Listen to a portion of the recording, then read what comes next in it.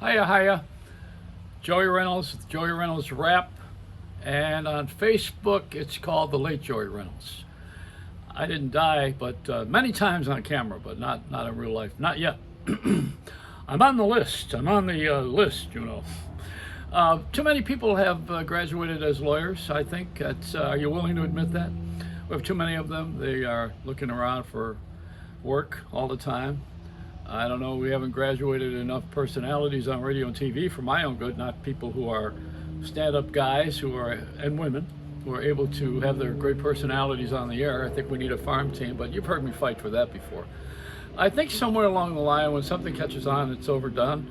The Bikram yoga, for instance, when we persecute someone or prosecute them, but mostly persecute them, we really do a job. We take someone and we burn them at a stake. I think we haven't changed since the witches of Eastwick. Somewhere along our trail of great history in America, we have decided that we're going to live longer and be healthy. And one of the reasons for that is because of the Bikram yoga. Now, this was started about 50 years ago. He came to visit me in Los Angeles on KMPC. I was on the radio.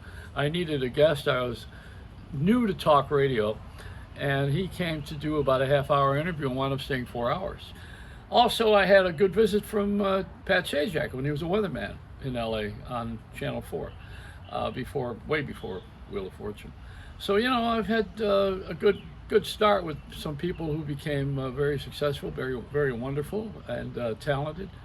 Not to mention that Bikram has changed the world with health and given us all this awareness, because when I first heard of yoga, that's when I was smoking weed and listening to rock and roll from the Beatles and watching the Maharishi and thinking of how we're going to use some blotter acid and get off on it. That was the beginning of yoga. Was meditation. We'd sit there and go, this is a far cry from that. The Bikram yoga is a workout. It's an hour and a half in a hot room.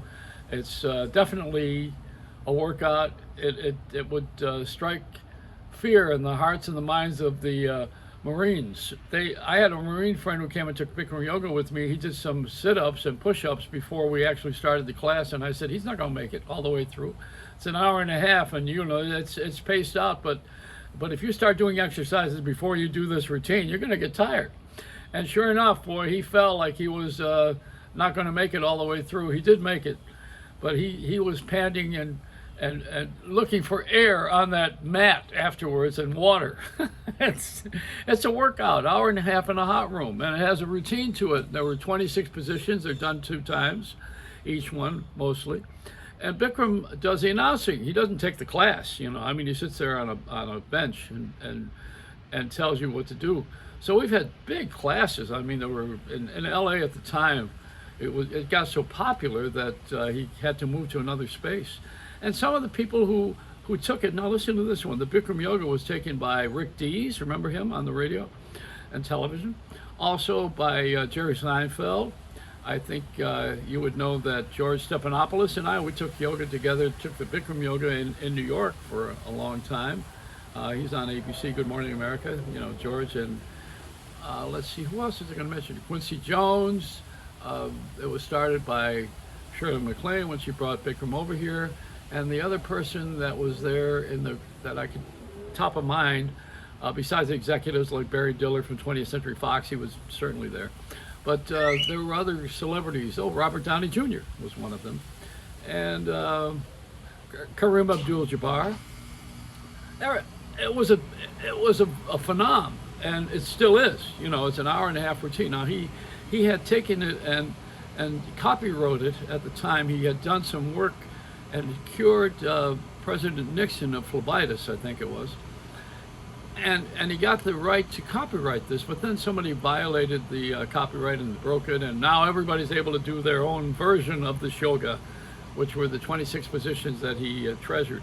And the only thing that he did back then was, if you wanted to have a Bikram studio, you had to follow the guidelines. It wasn't like McDonald's where you have to buy food from them and you get a franchise and you get their blessing and their advertising. That wasn't it at all. You have to go to his teacher training, give him a few $1,000s, and then you could open your own studio, but you have to follow the guidelines with the heat, and also the flooring had to be just right, and they had to have showers, and and the towels. It was a routine, but it was great. It was great. So anyway, I talked to him yesterday at length. But with all that's happened with him, with this Netflix doing a job on his sexual acting out and on his accusations of everything that's improper, it was a civil suit, not a he didn't break the law. He broke the properties, civil suits. And I think somewhere some lawyers who took the yoga and were representing him turned on him too. Anyway, it's all documented, and I think they did a thing on 60 Minutes with him too. But I had to go talk with him yesterday for about an hour. And I'm not going to run the thing because it was very personal and very up close. I just want to tell you about it because he's my friend. We've been friends for 50 years, I'm not going to turn on him like an ugly dog. I think there's something here. I don't like behavior of some people, but I love the person. I just don't like the crime or the behavior of some people. And you notice like Bill O'Reilly's making a comeback now. He's had good PR, so it's taken him a couple of years, but he's working his way back in. I was going to say worming, but he's very good. He's very talented. A lot of people have gone to the guillotine with this sexual stuff. Some are still in jail, like Bill Cosby and Weinstein. They got fried, and Epstein committed suicide. We definitely have cleaned the swamp of everything but pedophiles. There's a guy named Ron Rice. Well, actually, he was the kid that was killed 10 years ago, and his father, Don Rice, died this last year. But what they're doing is they have taken the Rice Foundation. The kid was 13 years old, and he was raped and killed. That man who did it, the monster that did it, has been executed since in the state of Florida. But what they've done is they started the Rice Foundation, and they have taken money to buy bloodhounds, which is vital in catching some of these cold cases. And they have been donating dogs, and bloodhounds cost about $1,000 each. So the Rice Foundation has been doing that with my friend Terry Lynn and Mark Young. So anyway, these are things that are going on that are positives from a negative. See, we live in a society that likes to celebrate what's wrong and who's evil, and we also are a celebrity culture. Who's got the biggest name? We have a president that was a reality television star. Also, earlier on, I would say we had a couple of them. Ronald Reagan was one. He was on TV. But we don't understand somewhere along the line that forgiveness. Now, if it didn't happen to you, I know it's been said, if it didn't happen to you, you'd feel differently if it happened to you. Of course I would. I don't know how I'd feel if something happened to me that's of that nature. I don't know how I would feel if I got caught doing something that I'm not supposed to do. I don't know that yet. But I know when I've done something against my mother and father, which were small crimes. But now we're talking about a major force. And the better side of me says that Bikram changed the world. The yoga now has become, it went from being a pot-smoking meditation event with the Beatles to the #1 health sport in the country, just about. It's the #1 sport. Yoga is very, very powerful. And he started all of that. It's global as well. He's from India. His wife was a champion there too, and she's very, very lovely.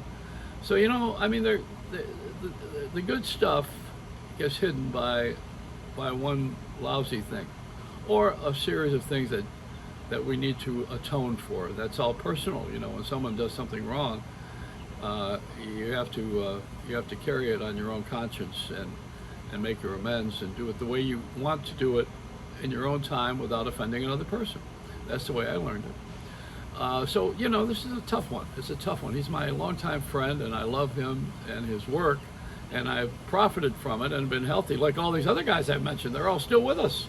We're all very healthy. We're the Bikramites, if you so to speak, and we're not victims. We were absolutely volunteers to get healthy, and so there is that side of it. That's all I'm saying to you. And for his own personal stuff and his activity that he's had with women that he's accused of, he said to me yesterday, he says it wasn't about being rich. He said, because I always worked all my life, which he did. He said, when I went to Vegas, I didn't go there to gamble. I went to teach a class. And he did have expensive cars and a good lifestyle, but his family was very strong too. And they're all in on it. I think even his children teach the yoga now, and his wife. They have a Bikram yoga family. But it's everybody who, like us, all of us guys, men and women, who have gotten healthy. But some are mad.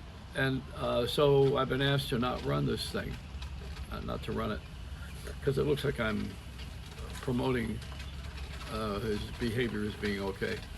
And I just want to mention it. I want to talk about it and let you know that in about 10 or 15 minutes that I made a decision to not run the Bikram interview or talk with him.